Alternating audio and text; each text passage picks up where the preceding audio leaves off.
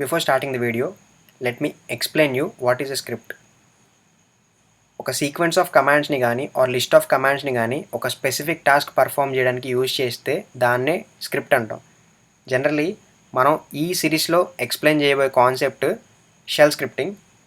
Shell scripting అనేది ఎక్కువ Unix like సిస్టమ్స్లో యూజ్ చేస్తారు. దట్టు మనం యూజ్ చేసేది Bash shell scripting. Bash is nothing but Bourne again shell. సింపుల్గా చెప్పాలంటే script is nothing but a sequence of commands which contains conditional statements, iterative statements, arrays, etc. etc. ఇంకా మనం concept start చేద్దాం. For example ls command, pwd command, whoami command. ls command అనేది మన ఫోల్డర్లో ఉన్న files అన్నిటినీ display చేస్తుంది. And the pwd command అనేది మనం ఏదైతే కరెంట్ డైరెక్టరీలో వర్క్ చేస్తున్నామో ఆ పాత్ అనేది డిస్ప్లే చేస్తుంది. అండ్ whoami కమాండ్ అనేది కరెంట్లీ ఏ యూజర్ అయితే సిస్టమ్ని యాక్సెస్ చేస్తున్నాడో తన పేరుని డిస్ప్లే చేసింది. ఇప్పుడు ఈ 3 కమాండ్స్ యూజ్ చేసి let me create a script. Script dot SH అనేది దీని యొక్క ఎక్స్టెన్షన్. అండ్ ఫస్ట్ లైన్ దీన్ని షెబాంగ్ అంటారు. ప్రతి షెల్ స్క్రిప్టింగ్ ఫైల్లో ఈ లైన్ అనేది చాలా కామన్గా ఉంటుంది. ఇది లేకపోతే షెల్ స్క్రిప్ట్ ఫైల్ అనేది ఎగ్జిక్యూట్ కాదు. So the first one is ls command, second one is pwd command, third one is whoami command. Let me save this. File అయితే క్రియేట్ అయింది, కానీ దానికి ఎగ్జిక్యూట్ చేయడానికి పర్మిషన్స్ అయితే మనకు లేవు. సో ఫస్ట్ దాని పర్మిషన్స్ ఉన్నాయో లేదో చెక్ చేద్దాం. ls-li. So script dot SH అనే ఫైల్కి ఇక్కడ చూస్తే సిస్టమ్ యూజర్ రూట్ యూజర్కి రీడ్ రైట్ పర్మిషన్స్ మాత్రమే ఉన్నాయి. సిస్టమ్ యూజర్కి రీడ్ పర్మిషన్ ఉంది, నార్మల్ యూజర్కి కూడా రీడ్ పర్మిషన్ మాత్రమే ఉంది, ఎవరికి ఎగ్జిక్యూట్ పర్మిషన్ లేదు. సో ఫస్ట్ మనం ఎగ్జిక్యూట్ పర్మిషన్ దీన్ని గ్రాంట్ చేయాలంటే కమాండ్ వచ్చి chmod a+x. a+x అంటే ఏంటంటే ఏ అంటే ఇక్కడ ఆల్, అందరి యూజర్స్కి ఎక్స్ అనే పర్మిషన్ని గ్రాంట్ చేస్తున్నాం. So a+x file name scr script.sh. So ఒకసారి మళ్ళీ చెక్ చేద్దాం. ls-li. ఇక్కడ చూస్తే అందరి యూజర్స్కి ఎక్స్ అనేది పర్మిషన్ అనేది అవైలబుల్గా ఉంది. సో బికాజ్ మనం చేంజ్ చేసాం కాబట్టి ఎగ్జిక్యూట్ పర్మిషన్ గ్రాంట్ అయింది. అలాగే రైట్ పర్మిషన్ కూడా ఇవ్వచ్చు. For that chmod a+w file name script.sh. So ఒకసారి దీనికి కూడా చెక్ చేస్తే ls-li. ఇక్కడ చూస్తే ఇంతకు ముందేమో ఎక్స్ పర్మిషన్ ఉంది, w పర్మిషన్ లేదు. సో ఇప్పుడు ఎక్స్ పర్మిషన్ ఉంది, w పర్మిషన్ కూడా ఉంది, which means write permission and execute permission. So దీన్ని రిమూవ్ చేయడం కూడా ఈజీయే. chmod a-x a-w file name script.sh. So ఇప్పుడు ఒకసారి మళ్ళీ చెక్ చేస్తే here we can see w permission అనేది రిమూవ్ అయిపోయింది, అందరికీ రిమూవ్ అయిపోయింది.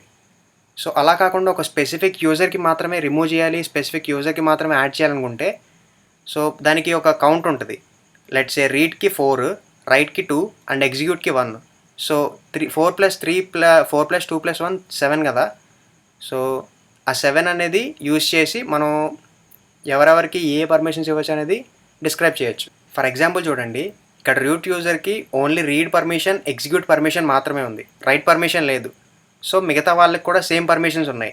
ఇప్పుడు మనం ఈ 4 2 1 అనేది యూజ్ చేసి ఓన్లీ నాకు రూట్ యూజర్కి మాత్రమే అన్ని పర్మిషన్స్ ఉండాలి, మిగతా యూజర్స్కి ఏ పర్మిషన్ ఉండకూడదంటే మనం ఏం చేయొచ్చు అంటే సింపుల్గా chmod 700 స్క్రిప్ట్ ఫైల్ నేమ్, మన ఫైల్ నేమ్ script.sh కాబట్టి ఎంటర్. సో ఒకసారి మళ్ళీ చెక్ చేస్తే here we can see only root యూజర్కి మాత్రం అన్నీ ఉన్నాయి, మిగతా 2 యూజర్స్కి ఏమీ లేవు. బికాజ్ మనం 0 పెట్టాం కాబట్టి ఏం లేవు. ఇన్ కేస్ మనకి సిస్టమ్ యూజర్కి ఉండాలి, మిగతా యూజర్స్కి ఉండకూడదంటే ఫర్ ఎగ్జాంపుల్ chmod 070 script.sh. ఇప్పుడు ఒకసారి మళ్ళీ చెక్ చేస్తే ఇక్కడ చూడండి, సిస్టమ్ యూజర్కి ఉన్నాయి పర్మిషన్స్, మిగతా యూజర్స్కి పర్మిషన్స్ లేవు. అలా కాకుండా నాకు రూట్ యూజర్కి అండ్ సిస్టమ్ యూజర్కి only read and execute permissions ఉండాలి, మిగతా యూజర్స్కి రైట్ పర్మిషన్ ఉండాలి. సో అలా అయితే ఏంటి, ఫర్ ఎగ్జాంపుల్ chmod రూట్ యూజర్కి రీడ్ పర్మిషన్, ఎగ్జిక్యూట్ పర్మిషన్ ఉండాలి, so read permission 4, execute permission 1, 4 + 1 5. And same system యూజర్కి కూడా రీడ్ పర్మిషన్ ఉండాలి, రైట్ పర్మిషన్ ఎగ్జిక్యూట్ పర్మిషన్ ఉండాలి. సో తనకు కూడా 5. అండ్ నార్మల్ యూజర్కి ఓన్లీ రైట్ పర్మిషన్ మాత్రమే ఉండాలి. రైట్ పర్మిషన్ యొక్క వాల్యూ 2. అంతా అయ్యాక స్క్రిప్ట్ ఫైల్ నేమ్ .sh. ఒకసారి మళ్ళీ చెక్ చేస్తే హియర్ యూ కెన్ సీ వీళ్ళిద్దరికీ రీడ్ పర్మిషన్ ఉంది, ఎగ్జిక్యూట్ పర్మిషన్ కూడా ఉంది. కానీ థర్డ్ యూజర్కి ఓన్లీ రైట్ పర్మిషన్ మాత్రమే ఉంది. సో హోప్ యూ అండర్స్టాండ్ ఎలా చేయాలి అనేది. స్టెప్ 1 స్క్రిప్ట్ క్రియేట్ చేసాం. స్టెప్ 2 పర్మిషన్స్ ఇచ్చాం. స్టెప్ 3 ఎగ్జిక్యూట్ చేయాలి. ఎగ్జిక్యూట్ చేయాలంటే దాని basic syntax ./file name. First line చూస్తే ls కమాండ్ యొక్క అవుట్పుట్, సెకండ్ లైన్ చూస్తే pwd కమాండ్ యొక్క అవుట్పుట్, థర్డ్ లైన్ చూస్తే whoami కమాండ్ యొక్క అవుట్పుట్. సో మీకు ఇంకా బేసిక్గా అర్థం కావడానికి script echo the output for ls command is echo the output for pwd command is echo the output for whoami command is.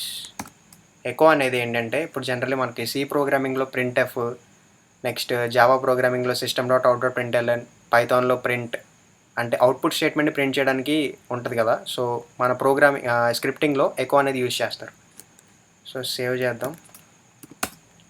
ఇప్పుడు చూడండి ./script.sh. The output for the ls command is ఇది, the output for pwd command is ఇది, and the third one the output of whoami command is this one. ఇప్పటి వరకు స్క్రిప్ట్ని ఎలా create చేయాలో చూసాం, స్క్రిప్ట్కి permissions ఎలా చేంజ్ చేయాలో చూసాం, స్క్రిప్ట్ని ఎలా ఎగ్జిక్యూట్ చేయాలో చూసాం. సో ఇప్పుడు కొంచెం వేరియబుల్స్ గురించి డెప్త్గా డిస్కస్ చేద్దాం. సో జనరలీ ప్రోగ్రామింగ్ టర్మినాలజీలో వేరియబుల్ అంటే it is something used to store some value.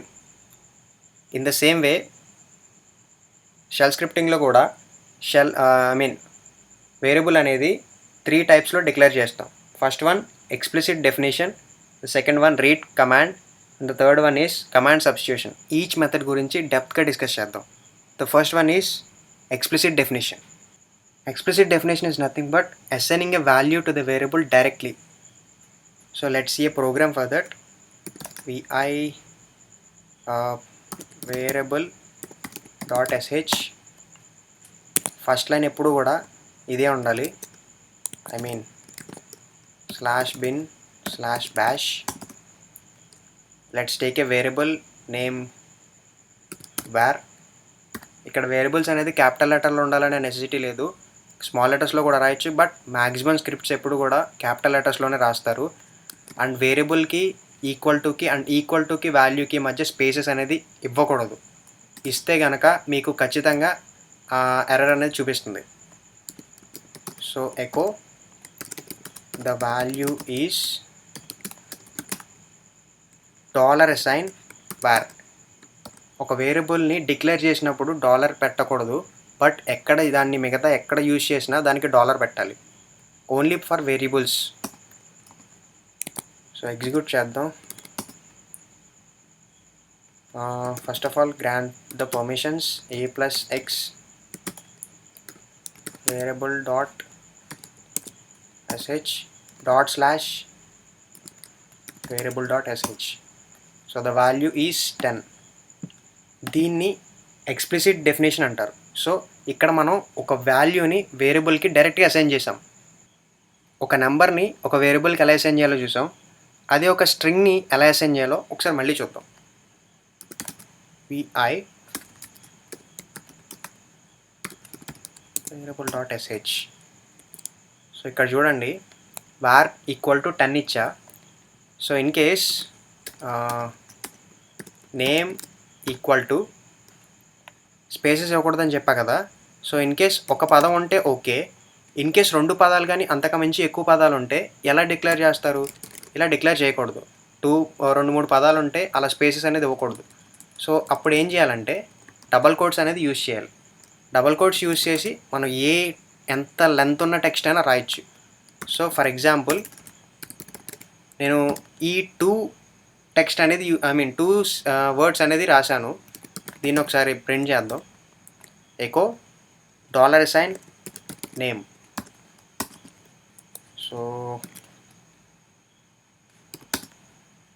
దీన్ని ఒకసారి ఎగ్జిక్యూట్ చేద్దాం.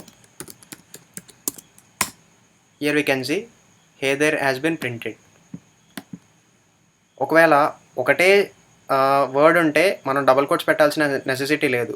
ఇన్ కేస్ ఒకటి కంటే ఎక్కువ ఉంటే కనుక డెఫినెట్గా మనం డబల్ కోట్స్ అనేది పెట్టాలి. పెట్టకపోతే అది ఏదైతే ఈక్వల్ టుకి దగ్గరగా ఉంటుందో ఆ ఒక్క వర్డ్ మాత్రమే తీసుకుంటుంది, మిగతా వర్డ్ ఎగ్జిక్యూట్ చేయదు. ఒకసారి టెస్ట్ చేద్దాం. nano variable.sh. ఫర్ ఎగ్జాంపుల్ చూడండి, ఇక్కడ డబల్ కోట్స్ తీసేద్దాం. తీసేసి ఓన్లీ డబల్ కోట్స్ తీసేసి ఒకసారి ట్రై చేద్దాం.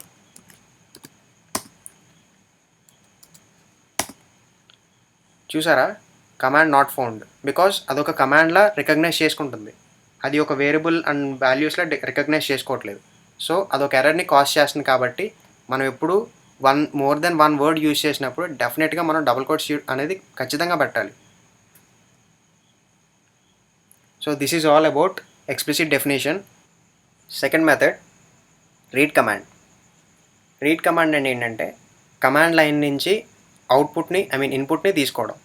ఫర్ ఎగ్జాంపుల్ ఒక స్క్రిప్ట్ క్రియేట్ చేద్దాం, cmd.sh అని. ఫస్ట్ లైన్ ఎప్పుడు కూడా బిన్ బ్యాష్ అయి ఉండాలి, shebang and bin bash.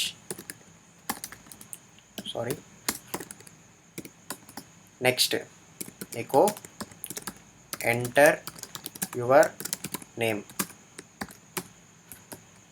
Read name.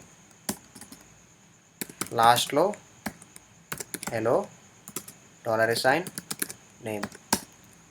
Let me save the script. Execute చేద్దాం. ఫస్ట్ పర్మిషన్స్ అయితే ఇవ్వాలి కదా. cmd.sh.